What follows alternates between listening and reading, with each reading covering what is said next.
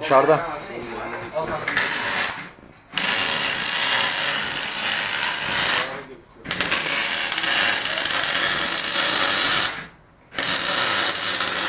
Leş gibi değil mi?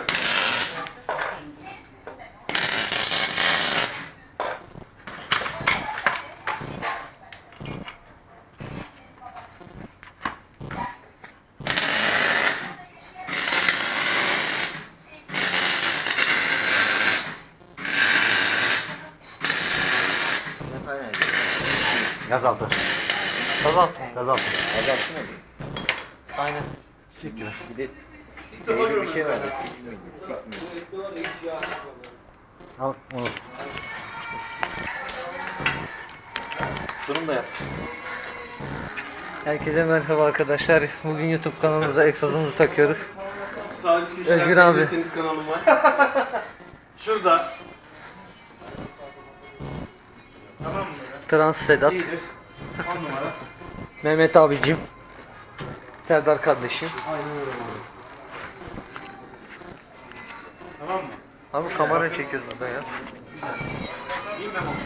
Biraz dışa doğru İyi çeksin. bence. Tamam böyle. Aynen böyle. Aynen. Böyle. Şu an çok iyi abi. Şu an çok iyi. Haydi.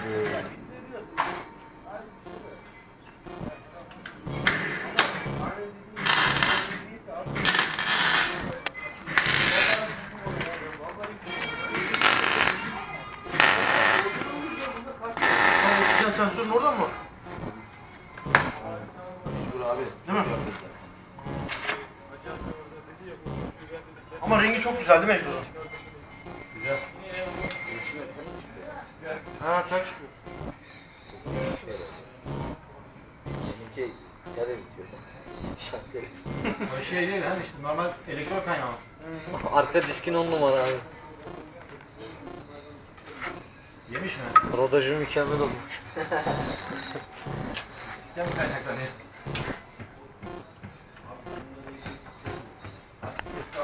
Güzel sen buradan eve git ha. Egzoda arkamdan gelmezsin.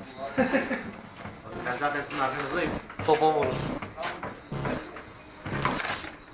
Allah sobalı. Çok güzel oldu ha. Kaçı satıyorsun abi? Mehmet abi bize de çöz şöyle bir şey ya. Ha? Oğlum senin motora böyle bir şey takılmaz ki lan. Niye takılmasın abi? Altına takacak işte abi. Görükmeyecek şekilde. Ben olsam bunu daha içeride yapardım. Ama böyle de güzel. Hoş yani. Aynı şey olmaz işte. Olur olur. Olur birazcık içeride işçilik isterim.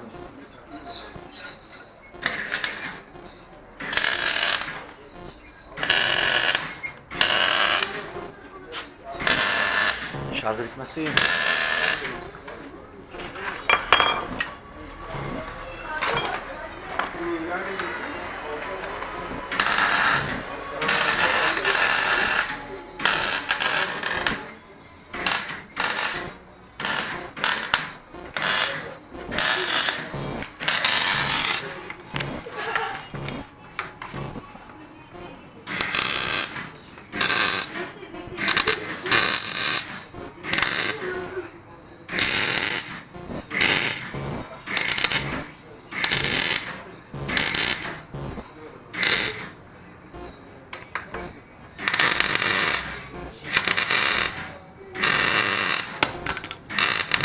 Ama geri kalk ya.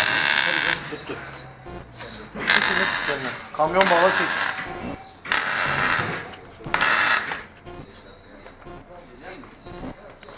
Kaç tane var ya? 4 tane mi? Kaç tane var? Bir şey yok sen onu geçme. Var ya, o kaynağı mı ne vardı ya? Yok mu ya öyle bir şey?